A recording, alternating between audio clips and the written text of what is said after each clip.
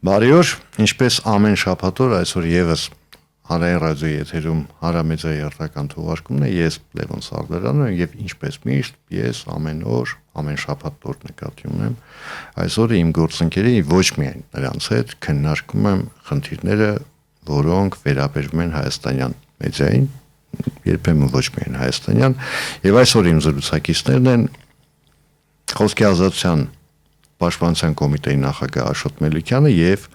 Հանրային ռադիոյի գործադիր պրոդյուսեր Հակոբ Ռուբինյանը, բարև ձեզ։ Բարև ձեզ։ Ողջույն։ Բարոնեք, մենք այսօր էլի եկել հանգել ենք մի կետի, որից միշտ են խոսակցությունները սկսվում, խոսք վերաբերում է մասնագիտական էթիկայի նորմերին։ Ընդ որում այդ մասնագիտական էթիկայի նորմերը ինչքան հեղեղուկ բաներ են թվում է, թե իրականում այնքան էլ շատ ավելի առարկայական եւ ոնց ասեմ, շոշափելի են իրենք իրականում, հա։ Եվ հասարակությունը որպես կանոն պահանջում է, երբեմն ինքն էլ չի իմանալով ինչ է պահանջում, բայց պահանջում է էթիկայի նորմերի պահպանում։ Հիմա վերջին շաբաթների, ամիսների, տարիների ընթացքում մենք հասել ենք մի կետի, երբ լրագրողներին չեն սիրում, թվում է թե ինչու։ Դե կարծում եմ, որ լրագրողական էթիկան այնքան էլ ամորֆ բան չէ,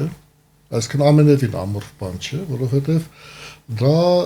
ձևակերպված է տարբեր էթիկական վարքականոններում, կանոնագրերում կամ այլ կերպ ինչպես ասում են, եւ կոնկրետ սկզբունքներ ունի։ Եվ այսպես անլուրջ մոտեցում կլիներ ասել, որ դա ինչ որ օդում պտտվող ինչ որ հասկացություն է եւ դրանով սահմանափակում են նրանք, ովքեր որ մասնագիտությունը ամբողջովին չեն տիրապետում, բայց այ որ դու ասում ես, որ հասարակությունը պահանջում է, այդ էթիկայի խախտումները այնքան ակնհայտ են, դրանք նույնիսկ մասնագիտական էթիկայի խախտումներ չեն, դրանք մարդկային կուլտուրայի կամ դաստիարակության բացակայություն են շատ հաճախ, որը որ շատ տեսանելի է եւ նույնիսկ այն քաղաքացին, այն ունկնդրողը կամ հեռուստադիտողը, որը որ շատ լավ հասկանում է, թե մարդկային կուլտուրան ինչ է պահանջում եւ մարդկային հարաբերությունները ինչպիսին պետք է լինեն, բնականաբար ըմբոստանում է։ Ու առհասարակ մենք բազմաթիվ փաստեր ենք տեսնում, երբ հնարավոր չի այդ վարվելակերպի, այդ գործելավոճի հետ համակերպվել։ Սովորաբար մենք այս ստուդիայում ինչքան որ հանդիպել ենք, ես փոխանակ պաշտպան եմ, շատերը երևի կասեն փոխանակ պաշտպան եմ լրագրողներին քննադատում եմ, կարծում եմ, որ այդ քննադատությունը նույնպես ուղղված է իրավիճակի բարելավմանը։ Ի բարօրություն։ Եվ կարծում եմ, որ դրա մասին խոսելով է, որ պետք է առողջացնել մթնոլորտը, իսկ որ լրագրողների նկատմամբ հարգանքն ու վստահությունը ընդհանուր առմամբ ընկել է, դրա մասին իհարկե վկայում են նաև տարբեր հարցումներ, եւ ասեմ, որ այո, հիմնավոր են եւ իրականությանը համապատասխանող այդ տվյալները։ Բայց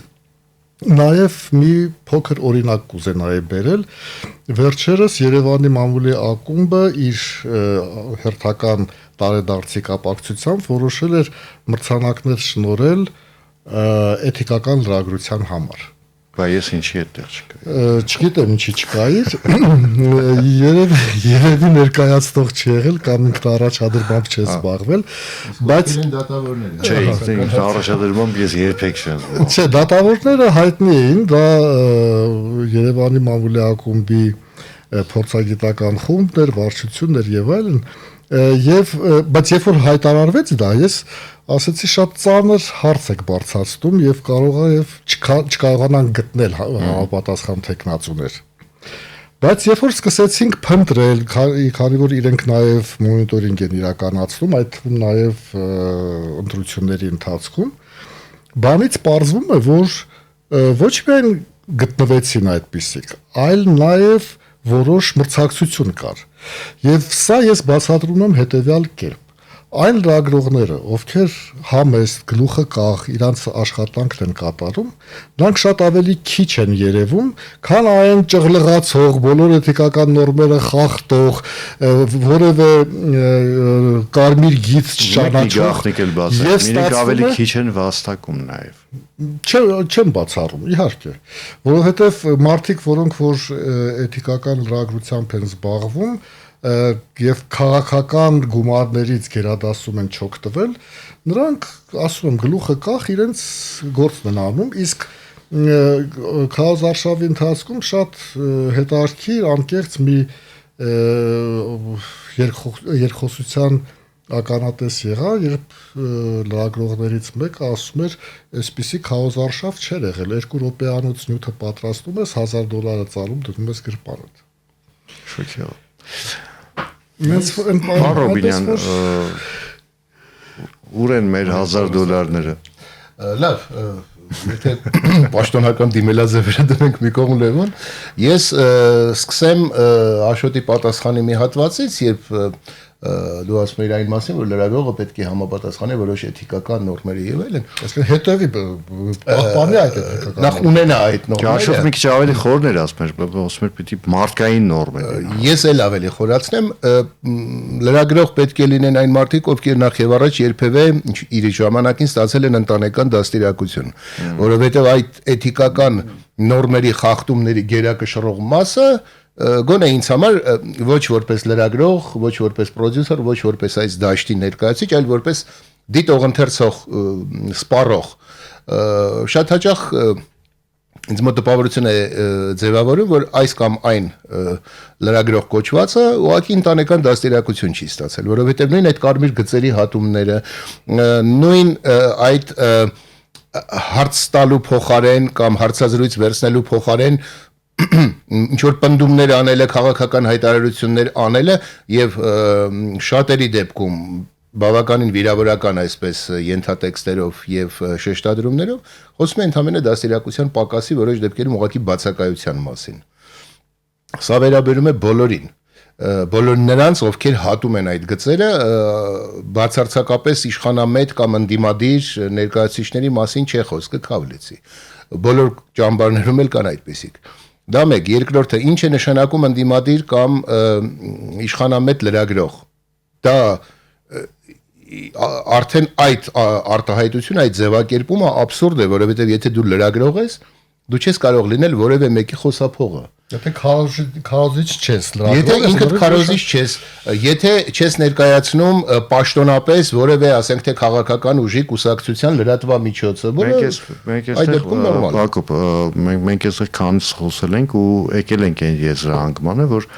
կուսակցական մամուլի հետ խնդիր չկա, հասկանալի է, որովհետև ազնիվ է։ Մարդը այս կամ այն քաղաքական կուսակցությունն է ներկայացնում, բնականաբար ինքը ներկայացնում է այն ամենը, ինչ որ որպես հիմք ունի այդ քաղաքական ուժը, հասկանալի։ Բայց այդտեղ էլ կարող է լինել քարոզիչ, կարող է լինել լրագրող, որովհետեւ նույն ընդդիմադիր մամուլի աշխատակիցը, եթե իհարկե չի պատվիրվում կոնկրետ, իսկ որպես կանոն պատվիրվում է կոնկրետ ուղղվածություն եւ գործելավոճ, ցավոք, ինքը պետք է նաեւ այլ ուժերի կամ այլ տեսակետներ արտահայտի այդտեղ, դա կարող է լինել բանավեճի նախաձեռնում, ինչ որ մի թեզի շուրջ տարբեր կարծիքների ներկայացում եւ ի վերջո այդպիսի դեբատների կարիք ունի մեր հասարակությունը։ Ի վերջո մենք պիտի հասկանանք մի բան, ցանկացած խոսք, միտք, որը վիրավորանք չի ու առավել եւս հայհոյախոսություն չի, պիտի տեղ ունենա լրատվամիջոցում։ Օրինակ, այդ իմաստով, հանրային ռադիոյի իմաստով եմ ասում, հա, մենք նման սահմանափակում չունենք, չենք ունեցել, հուսամ երբևէ չենք ունենալու, մեր մոտ բոլորը գալիս են, ընդ որում, այսպես հետահայաց մի հատ գիծ կա։ Մեր մոտ կարող են գան մարդիկ, որոնք հայհոյախոսական անցյալ չունեն, այսինքն եթե մարդը իր անձնական էջում խոսում է հայհոյանքով, հանրային ռադիո չպետք է գա այդ մարդը, ու այդ նորմալ է, որ ինքը չպետք է գա այստեղ, ինքը չպետք է ներկայացնի տեսակետ, այս կամ այն քաղաքական կլինի, սոցիալական կլինի եւ այլն, չի կարելի, որովհետեւ հանրության հետ հայհոյանքով խոսել չի կարելի։ Քոթելդությամբ ես վերադառնամ քո այն ամենաառաջին հարցի վերջնամասին, երբ ասացիր, որ այսօր հասարակությունը սկսել է չսիրել լրագրողին, ցավոք դա փաստ է, բայց դա ունի իր պատճառները եւ հիմքերը, որոնք ինձ համար գոնե ընկալելի են։ Ես դեռ երևի մի 30 ինչին եմ, մի 30 տարի առաջ եմ այդ միտքը հայտնել, հիմա կրկնեմ։ Խոսափողը ձեռքին ամեն բան դեռ լրագրող չէ։ Մանավանդ այսօր, երբ որ դրա տեխնիկական միջոցները, հնարավորությունները չափազանց ընդարձակ են, եւ ով ունի հեռախոս, կարող է իրեն դիրքավորել որպես լրագրող, թեկուզ իր անձնական Facebook-յան էջում, թեկուզ որևէ սնկային կամ ոչ սնկային լրատվամիջոցում, բայց դա դեռ լրագրություն չէ։ Ես մի 2 ամիս առաջ երևի մի հարցազրույց դիտեցի, չասեմ որ հերոստալիքով էր, չասեմ ովքեր էին հարցազրույց վարողները եւ ովքեր էին հյուրերը, էական չէ։ Հրավիրել էին 2 բլոգեր։ Եվ այդ բլոգերներից մեկը համենայն դեպս շատ հպարտությամբ ասեց, որ ինքը ընդունվել էր Հայաստանի պետական համալսարան, բանասիրության թե ժուրնալիստիկայի ֆակուլտետ, հաստատ չեմ հիշում։ Եվ ել ավելի մեծ հպարտությամբ ասաց, որ առաջի կուրսից հետո ուղղակի դուրս եկա, որովհետև այդ ինչ անիմաստ ժամանակի վատնում է, կորուստ է։ Հենա բլոգերն եմ, ես մտնում եմ իմ Facebook-ը կամ իմ, չգիտեմ, Instagram-ը, հավաքում եմ տասնյակ հազարավոր դիտումներ, լայքեր եւ այլն, գումար եմ վաստակում, էպարծավ գնաց, ես կայացած մարդ եմ։ Այդտեղ ես հիշեցի եւս մի պոստուլատ, որը արել եմ իդեպ այն ժամանակ, երբ ինքս բլոգ էի վարում Միացյալ Նահանգներից դեռ ես այն ժամանակ մի այսպիսի հայտարարություն արեցի, որ ինչ ընդհանուր բան ունի բլոգիզմը եւ մարմնավաճառությունը, երկուսն էլ մասնագիտություն չեն, զբաղմունք են։ Ես կարող եմ այդ պահին բլոգ անել, բայց ես մասնագիտությամբ լրագրող եմ կամ ոչ մի բան եմ կամ ասենք, չգիտեմ, ավտոմեխանիկ եմ։ Դրանք շատ տարբեր բաներ են։ Այսօր դա մի տեսակ ծայրահեղացնում եմ, բայց իրավիճակից ելնելով, որտեղ երբ դնում ես կշեռքի նժարին այսօր, շատ շատերի ընկալման մեջ այն մարդը, ով որ ինչ-որ բան է ասում որևէ տեղից, դա կլինի հանրային, ասենք թե ռադիո կամ հեռուստատեսություն, դա կլինի մասնավոր որևէ լրատվամիջոց, թերթ, թե պարզապես սոցցանցային ինչ-որ մի հարթակ, դե այն մարդը այն օրը ասեց, ինչ մարդ ասեց, ինչ ասաց, բացարձակապես իրականում եթե թույլ տաք զուտ ռեմարկ որպես մեր ծնողների կամ պապերի ժամանակ այդ ընդունված էր, եթե ինչ-որ մեկը էկրանից բան է ասվում, այդ նշանակում է սուրբ ճշմարտություն է, չէ։ Տելևիզորի մարդը ասեց։ Տելևիզորով լսել եմ, այդ վերջ, այդ նշանակում է այդպես է։ Հիմա ոմանք ասում են ինտերնետում գրած էր։ Հա, ինտերնետում գրած է, հա, իմիջիալոց, հա, եթե նկատել եք երիտասարդները համեմատաբար քիչ են այդ արտահայտությունը օգտագործում, ինտերնետում եմ կարդացել, այդտեղ մի քիչ ավելի հասցեական են, էլի, ասենք, կասի TikTok-ում եմ տեսել, Instagram-ում եմ տեսել, ռադիոյի կայքում եմ նայել, էական չէ։ Այս հեռուստաընկերությունն է, արդեն հեռուստաընկերությունների տերերն էլ շատ թե քիչ հայտնի են հասարակությանը, իդենտիֆիկացվում է այդ ամեն ինչը, բայց արձագանքելով բլոգերների թեմային ասեմ, որ այստեղ էլ բլոգեր կա, բլոգեր էլ կա, լրագրող էլ կա, եւ բլոգերներ կան, որ էկվիլիբրիստիկա է, ժուրնալիստիկայի նրանց վարած հաղորդումները եւ այլն։ Ոդկասթներ ունենք այսօր նույն սոցցանցային հարթակներում, որ շատ այսպես կայացած հարցազրույցավարների չեն զիջում արի բառացի ասենք շքեղ են իհարկե լավն է այնպես որ այստեղ ամբողջ բանը նրանում է թե այդ մարդը իրեն որպես ինչ է նույնականացնում, որպես եթե դու քեզ լրագրող ես համարում, դա հնարավոր չէ, այս տեխնոլոգիաների զարգացման դարաշրջանում, երբ իսկապես այդ սահմանները կարծես թե զրոյացել են, ամեն մեկը կարող է տեղից վեկացածը հեռախոսով գնա, խոսի, նկարա, հանի, տարածի եւ այլն, լրագրողական էթիկան, մասնագիտական էթիկայի պահպանումը այն քիչ չափանիշներից մեկն է, որը որ առանցնացնում է պրոֆեսիոնալ որակյալ լրագրությունը Այն հայհոյախոսությունից, այն ցեղ շպրտելուց եւ այլն եւ այլն։ Պարոն Մելիքյան, ես ներողություն եմ խնդրում, էլի, այսպեսի մի նկատառում, Աշոտ, այսպեսի նկատառում, էլի, տեսեք, եթե ես օրինակ շարքային քաղաքացին ցանկացած մեկը իրեն նույնականացնի լրագրողի հետ, իրեն պիտի մենք հանրային դաշտում տեղ տանք, հա։ Եթե ինչ որ մեկը էլի նույն շարքային քաղաքացին իրեն նույնականացնի Նապոլեոն Բոնապարտի հետ, իրեն պիտի տանենք փակենք հոգեբուժարանում։ Ես հենց այնպես չի, որ այս համեմատությունը բերեցի, թվում է թե ծայրահեղ երկու տարբեր բաներ են, հա, որտեղ մեկը հոգեկան շեղման մասին է խոսում, մեկը թվում է թե մասնագիտական ուղղվածության մասին է կամ էլի շեղման մասնագիտական որոշ դեպքերում էնել է շեղման մասին, հոգեկան շեղման մասին։ Հիմա ամբողջ խնդիրը գալիս է այնտեղից, մենք անընդհատ քննարկում ենք լրագրողը իրան ոնց պիտի պահի, լրատվամիջոցը ոնց պիտի դասավորվի դաշտում եւ այլն, մի շատ հասարակ հարցի պատասխան չունենալով, ինչ է լրատվամիջոցը, ով է լրագրողը։ Օրենքով սահմանված մենք նման դրույթ չունենք։ Ունենք։ Չէ, ունենք եւ շատ վատ։ Չէ, ունենք, որը վերջին անգամ խմբագրվել է 2004 թվականին, ես մեռա այդ մասին ասում։ Չէ, տեսալցողական մեդիայի մասին, օրենքի մասին չի խոսքը։ Խոսքը զանգվածային լրատվության մասին։ Այդ ուրեմն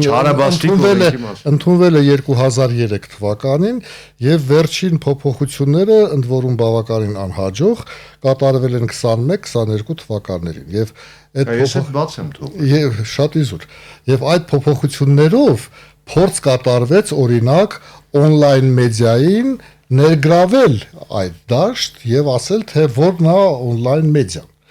Եվ ի վերջո դա գրվեց, բայց այդ բոլոր ձևակերպումները, այդ հասկացությունները զանգվածային լրատվության միջոցի, դրանք հետ խորհրդային են մեզանում եւ ամոթ է որ իրեն հարգող պետությունը մինչև հիմա թույլ է տալիս այդ տիպի հնացած օրենք 2004 թվականին գրված կամ 2003 թվականին գրված օրենքի հիման վրա փոփոխություններ ես իրականացնում 21-22 թվականին ես էլ եմ ասում, ես դա բաց էի թողել։ Դա հնացած փոփոխ ոչ թե իրանց ոգով չպիտի փոփոխություններ իրականացվեն։ Նոր օրենք մենք էլ ենք պնդում, որ անհրաժեշտ է նոր օրենքի նախագիծ։ Ճիշտ ասած, այդ ուղղությամբ բավականին հետաքրքիր զրույցներ ենք ունեցել մեր արտասահմանյան գործընկերների հետ, միջազգային կառույցների փորձագետների հետ։ Եվ հիմա պատրաստում ենք մի քանի ուրեմն կազմակերպություններով հայաստանյան մեդիա օրենսդրության բարեփոխումների հայեցակարգ։ Եվ այդտեղի հիմնարար սկզբունքները կարծում ենք կօգտագործվի նոր օրենքի նախագծեր պատրաստելիս։ Դա կվերաբերի եւ զանգվածային լրատվության մասին օրենքին, եւ տեսալսողական մեդիայի մասին օրենքին, եւ գովազդի մասին ընտրական օրենսգրքի համապատասխան դրույթներին, որոնք որ մեդիային են վերաբերում եւ այլ իսկական հանեկներ վրայից այդ ախմախ բեռը այդ հանեկը իհարկե խորհրդարանի վրա է հասկանալի է չէ ես մի գաղտնիք բացեմ մեր խորհրդարանական ապագան նաև գործընկերների հետ էլ եմ ես խոսել իրենք դեմ չեն որ այդ ամեն ինչ պիտի արվի ուղղակի հա մտներով չեր անցել որ դա պետք է արվի Չէ, շատ հաճախ լինում են ինչ-որ բաներ, որոնք շատ այսպես մակերեսի վրա են, բոլորն էլ տեսնում են, բոլորը հասկանում են, բայց ոչ ոք չի նախաձեռնում, ոչ ոք չի լինում առաջին այսպես քայլը անողը, որ դրանից հետո անցնեն քայլերի։ Դե հուսանք հիմա նոր ազգային ժողով ունենք, միգուցե եթե լուրջ լինեն այդ դիմում։ Այո, օրինակ այսպեսի մի առաջարկ, ընդդիմությունը մեզ մոտ որպես կանոն զբաղվում է իշխանություններին քննադատելով։ Ես առաջարկում եմ, որպեսզի այս նոր երկու ընդդիմադիր ուժերը, ովքեր ազգային ժողովում են, վերցնեն ամեն մեկը, ասենք թե մի ոլորտ, մի ուղղություն, որտեղ ենթադրաբար կան թերություններ այսօրվա գործող օրենսդրական դաշտում, կանոնակարգող օրենքներում եւ հարակից այդպիսի փաստաթղթերում, այս թող զբաղվեն, վերցնեն դա, փորձեն, ասենք թե առաջ տանել ինչ որ մի բան բարելավել։ Ես երկու ձեռքով կողմ կլինեմ դրան, անկախ նրանից դա ընդդիմադիր դաշտից եկող падգամավորների առաջարկն է, թե իշխանական։ Կարևորը արդյունքում ունենալ լավ օրենքներ, այդ թվում նաև մեզ վերաբերող։ Օրինակ, իսկ եթե ես ձեզ մի բան հիշեցնեմ, Կար մի այսպիսի բան, որը 70 տարի խորհրդային միությունում բոլոր ստեղծագործ մարդկանց անեծքներ, բայց նա իր մեջ уներ մի որոշակի պոզիտիվ երևույթ։ Խոսքը главлитի մասին է, բառացիորեն Главное управление по литературе и издательствам Time в прессе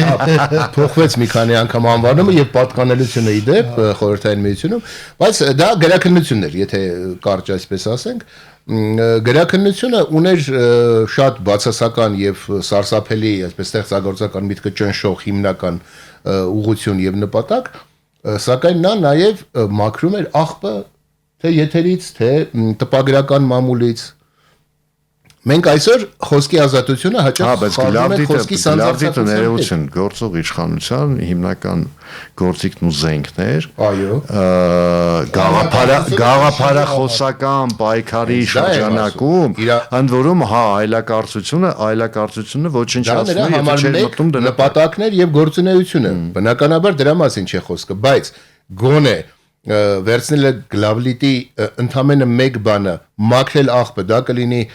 երաժշտության առումով, դա կլինի խոսքի մաքրության առումով, թե ինչի առումով։ Հիմա դառնանք քո սկզբում արդեն ասացին, ինձ դատավորներն ովքեր են։ Ահա, դա այլ խնդիր է, բայց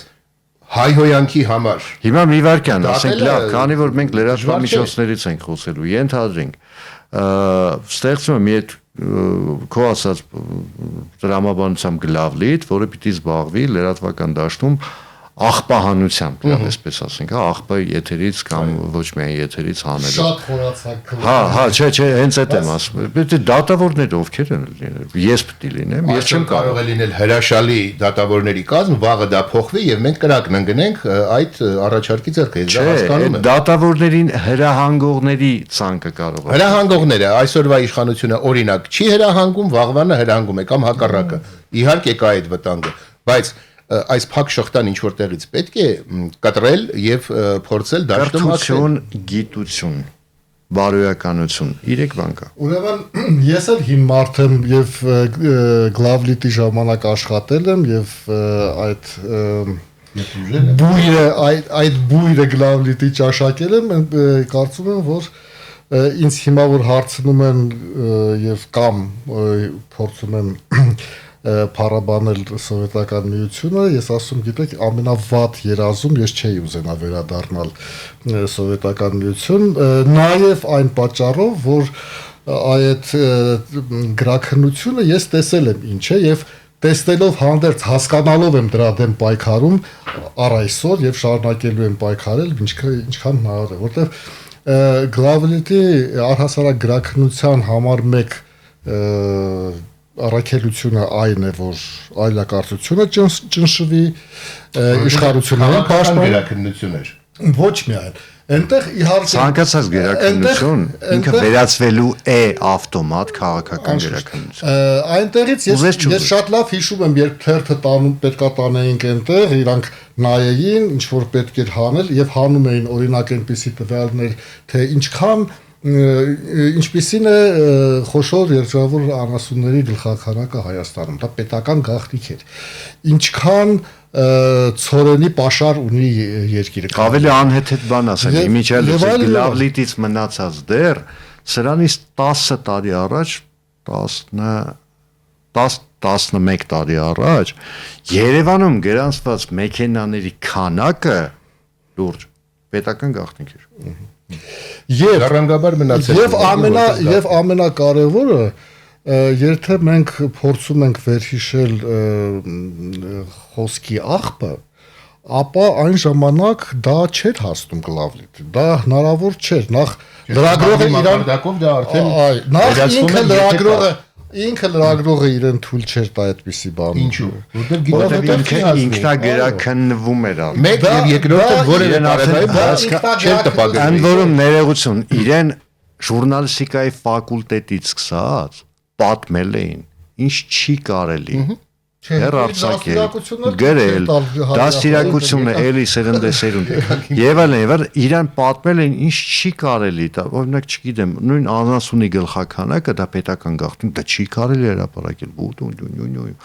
Այսինքն, տեսեք, գերակնությունը այն ինչի մասին որ դու խոսում ես, Հակոբ, Այսինքն այդ գերակնությունը վերածվում է ավտոմատ արդյունքում վերածվել է քաղաքական Բնականաբար եւ ես դրա մասին չեմ խոսում, ես ուղղակի որպես երևույթ։ Եվ ժարգոնն էլ, եթե հանկարծ մտներ նյութի մեջ եւ տեղին չլներ, այնտեղ կար խմբագիր, այնտեղ կար պատասխանատու քարտուղար, խմբագիրներ կարդում, նոր իջնում էր տվարանը։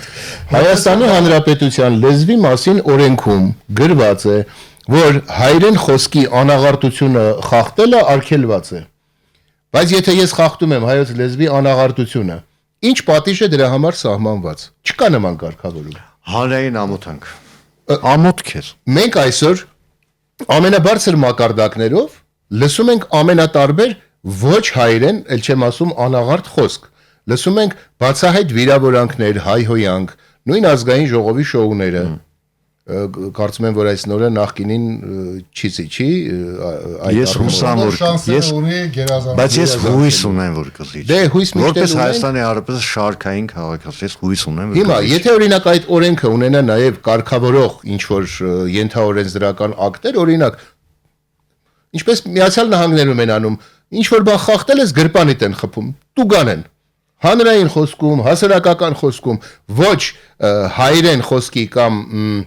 խոսքի ինչ որ էթիկական նորմերը խախտելու համար, որը կարելի է ձևակերպել։ Գիտեք պետական բյուջեն ինչպես կլցվի, մեկ օրում կկրկնապատվի։ Վտանգավոր բաներ եք ասում, թեզեր եք առաջարկում, հանգարց ընդունեն կրակն Չէ, մենակ դրա համար չէ, վարչապետ ասում է, չէ, Հայաստանի Հանրապետության քաղաքացին տուգանքի մատերիալ չի։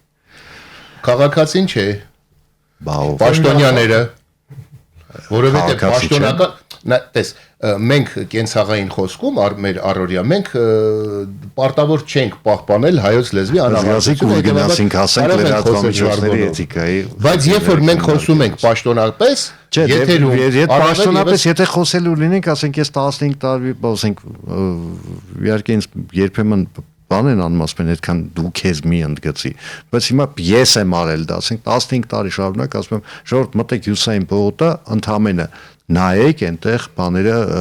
ցուցանակները ինչ լեզվով են գրած ու քանի տոկոսն է այնտեղ հայերեն։ Ես ասեմ, այդ դա կարգավորում է օրենքով եւ խախտվում է ցավոք եւ լեզվի տեսչության հնարավորությունները փաստորեն ես արդեն խիստ սահմանափակ են ու չի ստացվում դա դեմ պայքար, որովհետեւ խախտումների քանակը ահռելի են,